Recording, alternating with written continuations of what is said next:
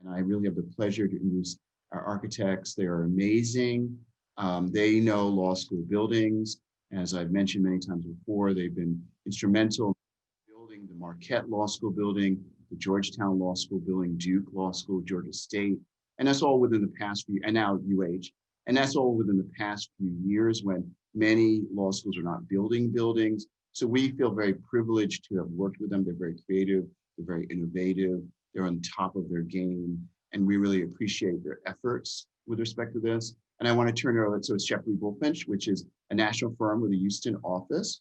And it's a women-owned firm, so that's even doubly better, triply better. But of course, it has men and others working for them. And so we're very, very thankful for them. And I'll turn it over to Carol Wedge, who is the CEO of Shepley. Thank you, Carol. Great. Thank you, Len. Thanks, Greg. Well, it's a pleasure to be with all of you. We were with you in person, what seems like not a long time ago, but maybe a world ago. And so what we're going to do today is we're going to share a presentation and take you on a little bit of a tour of the building and then leave plenty of time for questions at the end. So you can ask us anything, you can ask it in chat, whatever's most comfortable. So Natalie and Amanda and Angela are also presenting with me, our design team, and Mark Boone is also with us, who's our managing principal and has done many other buildings at the University of Houston. So guides us through the process of working with facilities and all of the complexity of approvals and that sort of thing. So we're gonna start, we're waiting, can you share screen? Coming up. Exciting that the building has a name since we last saw you. Next slide. So as Len said, we've worked on a lot of different law schools around the country in all sorts of different permutations. We've even been working pretty closely with Georgetown on their COVID planning and how they can use their classrooms or think about the future in terms of what they're going to need. So we've also been thinking about that and are interested in your perspectives on how you've been teaching during this unusual time and what are the lessons learned from that. So this shows you all of the different people involved in the project, University of Houston facilities, planning and construction, of course, the building committee at the Law Center and all of the staff and faculty and students who have given us great input. And then our design team includes our consulting engineers, and the contractor is Austin Commercial. So I don't know how often folks have been going to campus, but there's definitely progress on the site, on the former parking lot. So that's exciting. Next slide. And this just gives you a range, as Len said, we've worked with a lot of different law schools, and the most important thing is they're all different, and a different mix of adjacencies and culture and community, and that's what we're really focusing on building together. We've all been working virtually and seeing each other a lot with the building committee and the University of Houston facilities group, and so advancing the design work pretty robustly. So you'll see a lot that's been developed since we were last with you. Next slide. And back to, as Len reinforced, you know, community, natural light, identity, really having flexibility and easy access for the clinical clients. So all of these came from you over many years of working hard on thinking about what the opportunity of a new building could be. Next slide. And this is where we are in the schedule. So we started in the summer of 2019, moved through design, you know, with the rest of the world, went virtual in March and issued some early packages for the foundations and utilities, and are now moving towards completing the construction documents. And then construction, which is, you know, that sort of beginning blue started, is going to become much more robust in the next 6 months. Next slide. I loved the way Greg talked about, was it good chaos and bad chaos, sort of like good trouble and bad trouble. So Natalie's going to talk a little bit about the process. Angela's going to talk, kind of walk you around the exterior of the building, and Amanda's going to walk you through the interiors. And then we have some tools where you can actually feel what it's like to walk through the building. So I'll turn it over to Natalie here. Yeah, so this is just kind of reminding all of you where we've been. You know, throughout the design process, we worked with this great group of the Law Center Committee.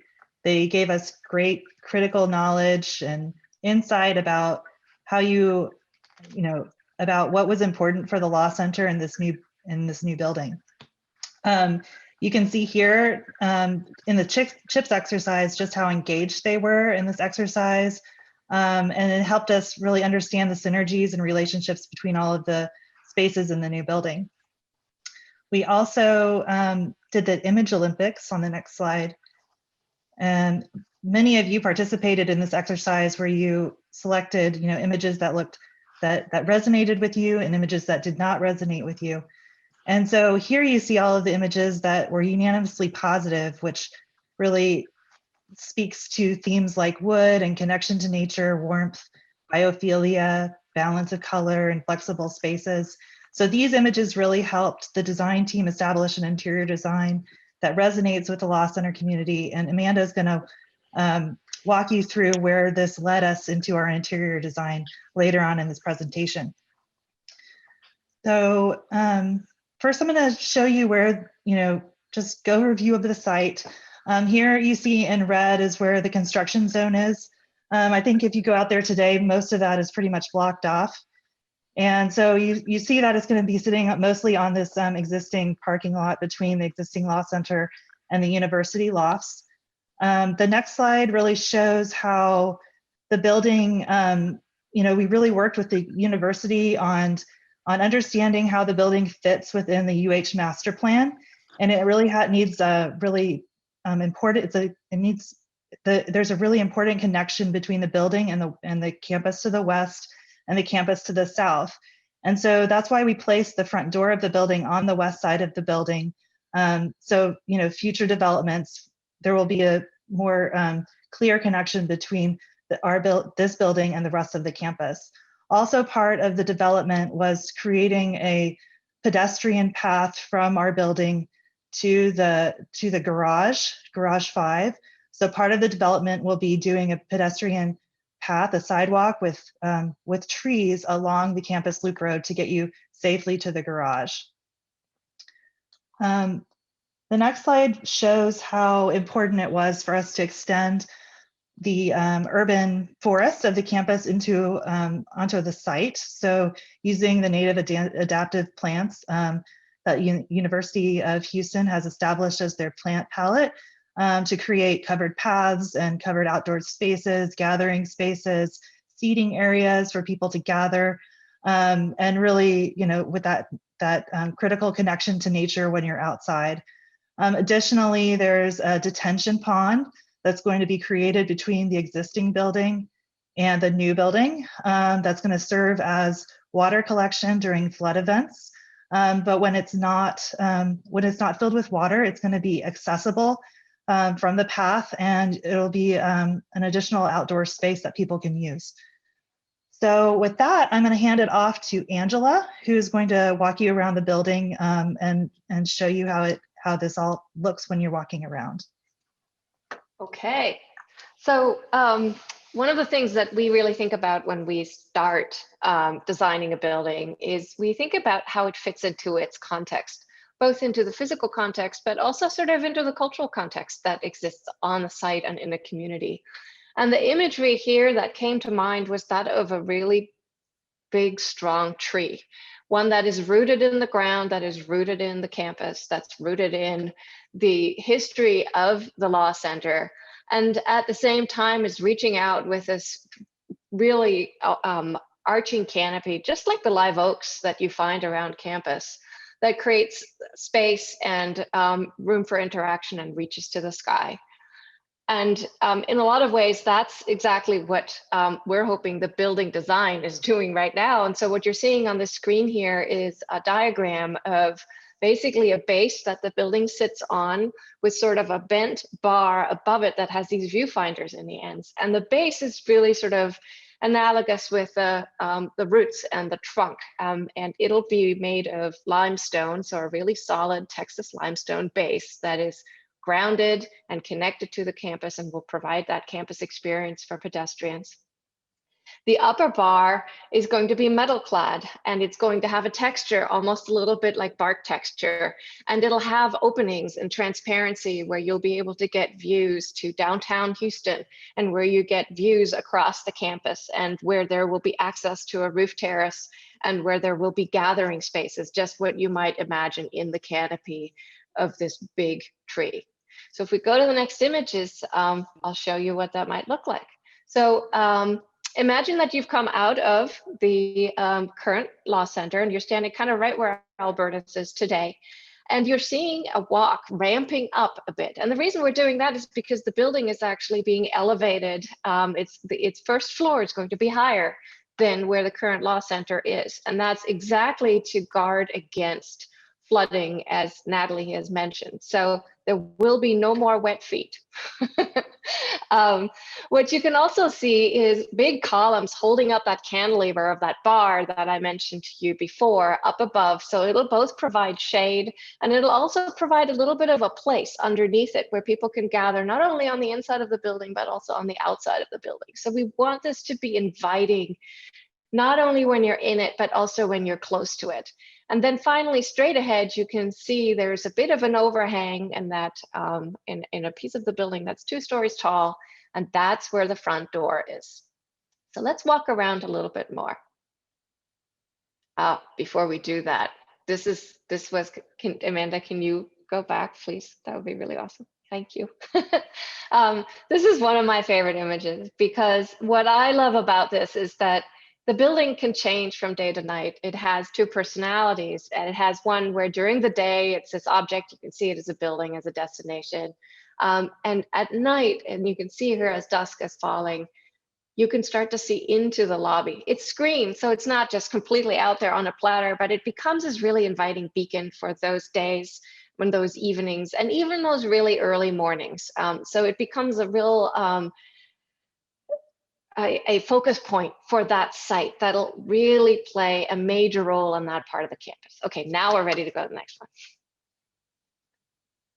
So imagine that you're going to walk from where we were all the way back to where you might be parking today, which is towards Spur 5.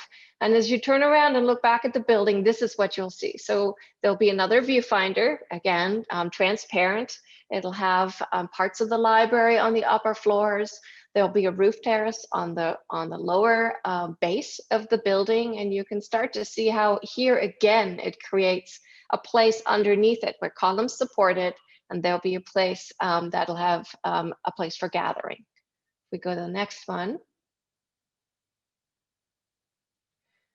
That place is sort of this right here, where you can imagine that there's a shaded spot that's on the north side of the building, and that will be a place where people can gather. You also see the walkway that takes you all the way back to campus, and you can see that limestone base to the left stretching along that east-west walk that is going to go past the current center to the law center, the current entrance to the law center. So next slide. So let's walk back kind of to the entrance to the law center and look back one more time.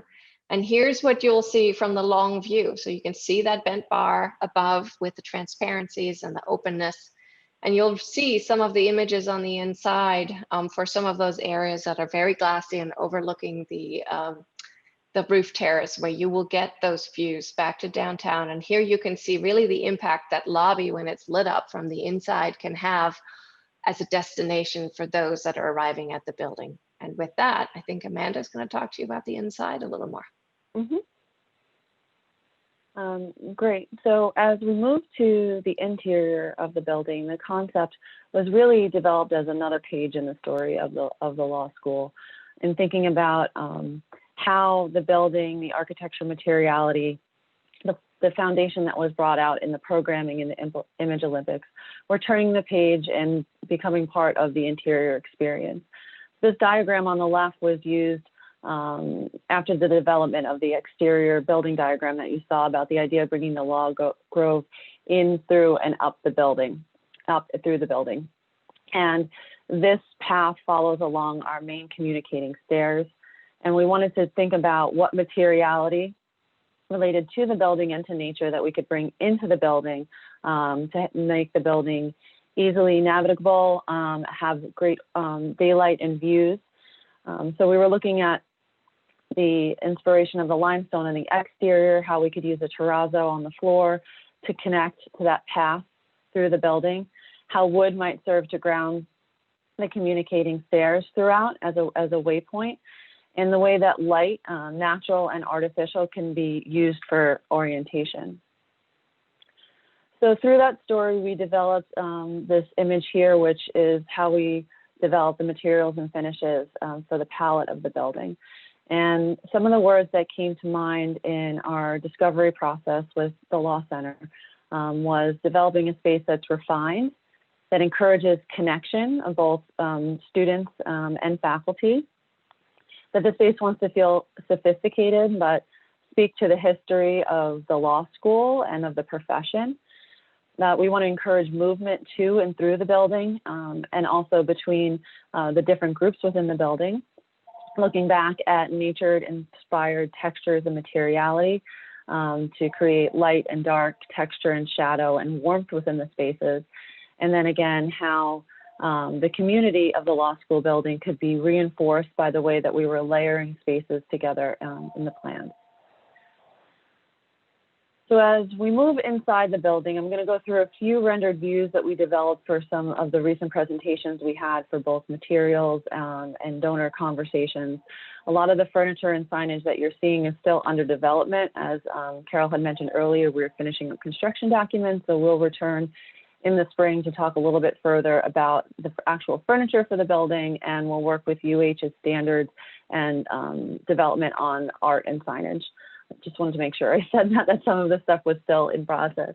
So as we enter the building, you'll come in and be greeted at the reception desk at this point. To your right, you'll see off the screen, you'll see the entrance to the clinic, which I will show you in a building walkthrough shortly after. The terrazzo flooring connects inside to outside, and it finds its way up and through the building and guides us back through this two-story lobby space towards this wood wall, which represents one of the entry portals to the large dividable tiered classroom courtroom. You see on the left side, this little bit of the limestone. It's one of the few places where the exterior building material wraps into the building, and that we wanted to reinforce connection to inside and outside. This little red line off to the side frames the entrance to the event room space. So the first floor is really about community, inviting people into the law school, but also celebrating connection to the larger community beyond, whether it's supporting in the clinic or inviting people in for specific events and lectures. As we look in the event space, the idea with this room obviously is to reflect and support a lot of different uses, from a lecture in this mode to an event space. So looking at the way that the carpet textures and selections that we have for these spaces, as well as the wood wall paneling, supports the acoustics and the feel of the room, but also provides the flexibility for this room to be used for a lot of different activities. There's a glass wall that can open up to the lobby itself. So the whole first floor entry area can be one large space of one large event, as well as connecting to this side rooms to the left and right, or it can be closed off for when that's necessary as part of the event. The other major space on the first floor is the large dividable tiered classroom, which will also double as the courtroom space. So what was important for the design of the space is to develop something that had that was sophisticated and refined and would really reflect the type of events that the space would want to support, but would also have to serve as a classroom space. So with the addition of a movable wall, which actually comes down from the ceiling, we're able to split the room into two large tiered classrooms that could be used as your workaday classroom spaces, but afford the opportunity for that room to be able to transform into a courtroom space. As we move upstairs, we wanted to show what a typical entry to a suite could look like. So we're working on, again, with the materials palette of accent paints and the standards that has been set forth by the university, that we're working with signage and furniture to really develop these markers for the suite entries. So this is an example of what the career services thoughts are for the entry. So a lot of glass into it, but obviously clear signage to mark as well, so that each space has its own identity, but lives within the UH Law Center design fabric. As we move our way up into the building, we find ourselves at the center of the building. So we're now on the 3rd floor. So in Angela's previous diagrams and rendered views, we saw the terrace and the space that looked over and out of the building. So you'll be able to actually access that terrace from the 3rd floor as a gathering space. It's where IT is located and where the faculty office floors start. It's also, we have a visual openness and connectedness to the library above. So this is inside the library, this is the lounge outside of the library. So again, encouraging a space that is bright, where these materiality, like the wood that started at the stair down below, follows its way and guides us up through the building. You see that continuity of floor finishes. And again, we're working on the development of the furniture palette to support a lot of ways of meeting and hanging out and being in this community of this building. And the last space that we have a rendered view of that we done was for the reading room. And this is an important space, as if you imagine going back to the original diagram where we showed the line to and through the building, connecting the community of Houston with the law school community, the Scholastic Foundation that is so inherent in the law library, and then coming back out. There's very much this inward and outward facing view of this building. So this space was really important to understand how it would look out. And this view out here, if you were to stand up against the glass and look down, you would look down onto the terrace itself. So the interconnectivity of these spaces to be a part of the community, but have spaces like this to be separate, were really important to the development of the architectural palette, the interiors palette, and the program adjacencies, as well as how the transparency and solidity of the building worked in order to navigate the building and to feel comfortable within the building. So I'm going to exit the PowerPoint and bring up our Enscape model. So Enscape is a tool that allows us to visually walk our construction documents model. It's been something we've been using with the building committee from the very beginning, something we've been internally walking every week to really understand how the different parts of the building come together. So I'm gonna walk my way through. I'm going to turn off my video because the last time we did this, it got a little bit shaky. Okay. And I'm just going to walk us around the building and take us through those spaces. And please feel free to ask any questions in chat if anything that you see around. So as I come into the building, we're greeted by reception with the door to the clinic off to the side. The signage is going to be an important layer in this building in terms of wayfinding. The materiality, while it serves as an anchor, is one of the starting points and one of the layers of the identity of the building. So the signage package and the eventual potential art and other furniture and things will add to layers onto that. I'm back into that double height space. So if you look up and around, the bridge that runs along here connects one of our large tiered classrooms, our active learning classroom, and a small classroom. I walk down through this space and you see the entrance to the event room. To the left, this doorway will take you through to a small classroom, and to the right in this room, you see a series of doors with side lights. That's our green room, robing room, also conference room. So we really tried to think of the utility of these spaces and how they could be used in different ways with their adjacencies.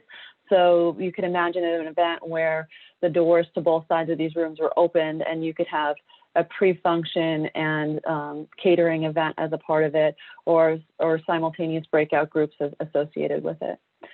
You'll see the wood wall paneling runs along the stairs, and we work to carve out some of these niches for gathering. We're using lighting in terms of decorative elements, rounds to be grounded back with the original concept of the tree, and speaking to the columns on the exterior of the building.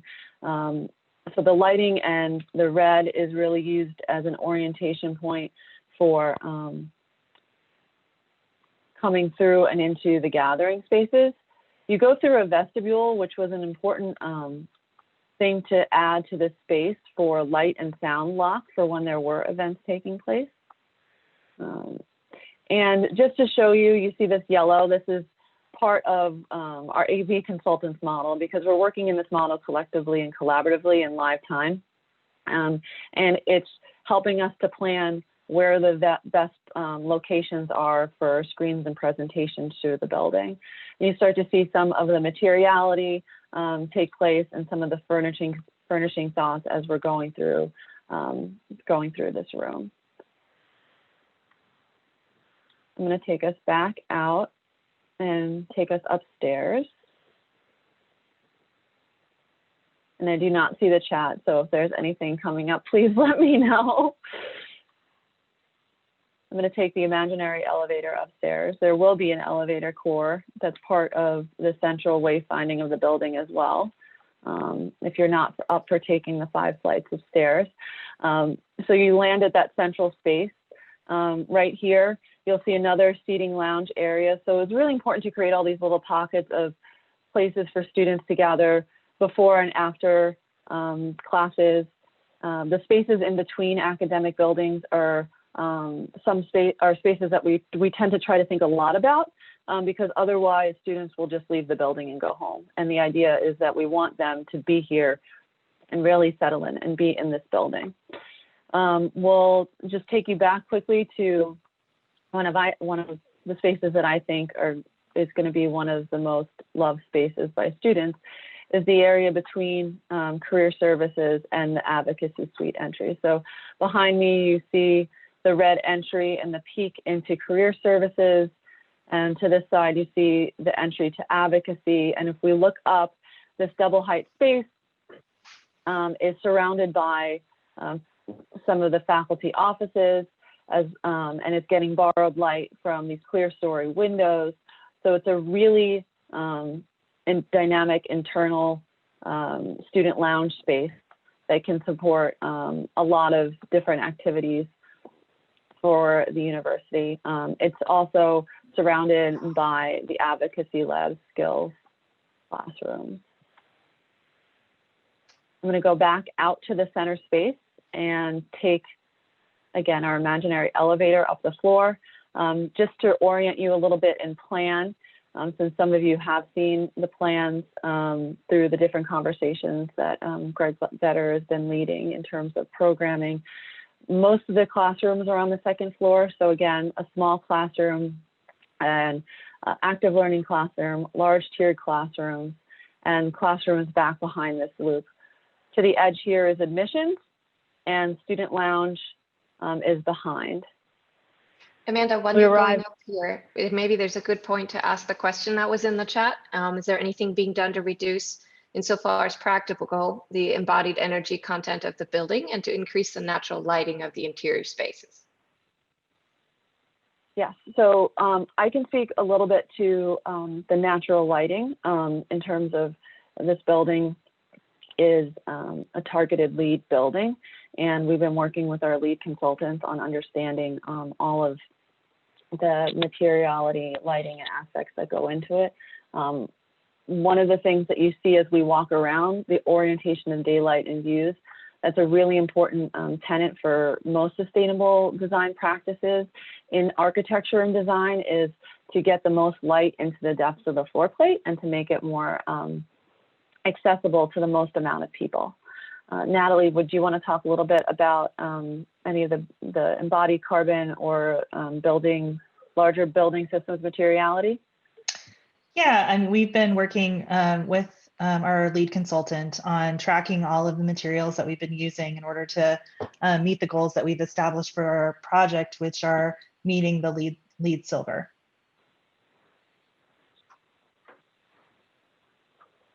Great. So you look around the 3rd floor, you see out into the terrace. I think one of the things that are going to be, obviously from our renderings, we tried to capture is the context of what this building is, not only the campus community, but the views to downtown and beyond that we just can't capture in this type of environment. And I think that's something that's going to be layered into the spaces that are quite lovely.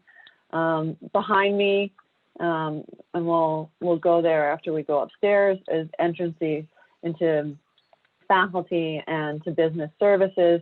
So again, we're gonna develop over the coming weeks thoughts on signage and color that could be associated with those suite entries to give them distinct markers through the building.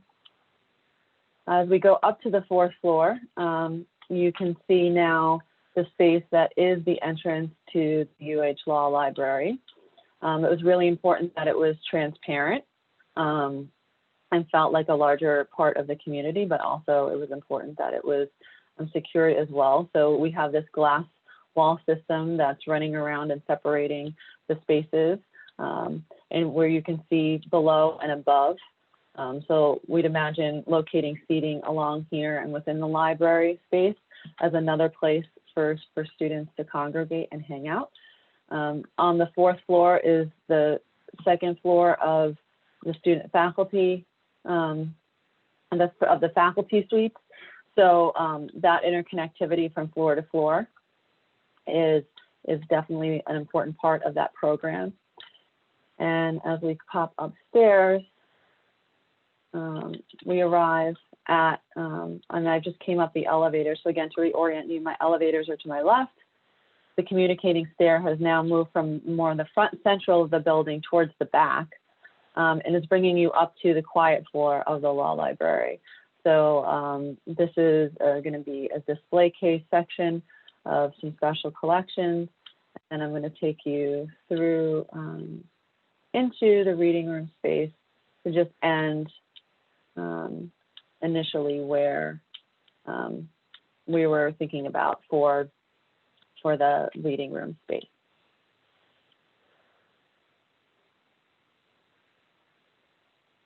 And again, one of the things I think that it just doesn't do it justice is the daylight and views that are going to be so spectacular in these spaces.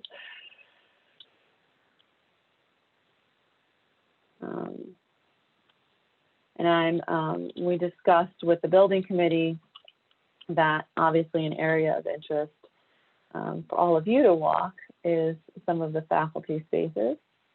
So I thought it would be helpful to do that. So the main entrance to the faculty office suites is going to be off the 3rd floor. Again, furniture and signage is still being developed, but you can see from even the entrance point beyond, we do have to have some doors within the suites for fire code separations, but they will be on hold opens so that when you enter the suite, you can actually see to and through beyond down into the larger space. It was important to keep the interconnecting stair. So our first ground floor has some of the workstations associated with the faculty program. The upper floors have a lounge element to it as well. And there are meeting spaces programmed throughout the floor. So the idea was that we wanted to create a faculty hub space that mimics some of the programmatic and design moves that we were moving out in the main circulation space to create a community within a larger community in the building. So we have the same thoughts of the interconnecting stairs with the wood handrails, similar types of furniture and lighting that we're using to reinforce areas of gathering and congregation throughout the building. And the whole faculty floor is designed with meeting rooms that are sprinkled along the edges and a really legible loop that has break rooms and printing areas off of it, and will take you back around to, now I'm on level 4, the entrance into, sorry, my computer just stuck. Take us back to the reception area on level 4, which connects out to the library level.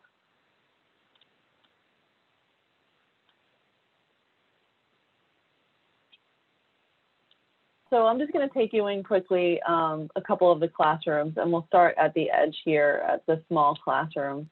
just to give you a look and feel of the things that we're considering as we're designing these rooms. So, you know, as mentioned previously, we're working with UH standards on furniture and other materiality within the spaces. All of our flat floor classrooms are going to be equipped with movable furniture, so they can be reconfigurable for the different types of different types of learning that will happen in the spaces. The front of the classroom, like, we're still working on the coordination of, as you can see with the LCD screen. But we'll have the smaller size classrooms will have a monitor versus a projection screen, which you'll see in the larger size classrooms, as well as writable surfaces as a part of the classroom. We have a room that is equipped for active learning, and really infrastructurally wise, it's pretty simple. Most of the active learning solutions are done through the furniture pieces. This is something that you know, we're thinking about for future learning within this building and future ways of teaching, and what you're learning from the distance learning and breakout groups that you've been doing currently during the pandemic and COVID. This is an example of one of our large tiered classrooms. And you can see from the projection lines that we're thinking about 2 screens at the front of each of the rooms with continuous whiteboard behind, a central presentation position, and then a pair of aisles that allows for circulation of students and faculty throughout the room. If I go back out to the main space, we have another small classroom that's set up similarly to the other flat floor classroom. And then we make our way down this hall, and if we tuck under here, we're going to find our way into our other tiered classroom. Sorry, stuck. And in this room, and this is what Greg alluded to and that we'll discuss after, is showing a different layout of the tiered seating in which there is a center aisle. And again, this does not change the seating capacity of the room. The seating capacity is based on not only the code for occupancy, what's allowed in the room, but you know, what the dynamics of the room architecturally fit themselves, so that we make sure we get the optimal view angles for people in the room. And across the way, we have an example of our medium classroom. I'm sorry, this is sticking so much, I apologize. Going back to the internet bandwidth issues, one of our, the medium-sized classrooms, which we have programmed to hold 50, have projection because they're a larger size, but the same movable types of chairs and tables that can be powered, so that we can really reconfigure the rooms in a way that makes sense for the way that the faculty is teaching. And then last but not least, we're just going to go into another small classroom in this area to show another configuration set up, thinking about the same tables and chairs that are used in all of the flat floor classrooms for flexibility.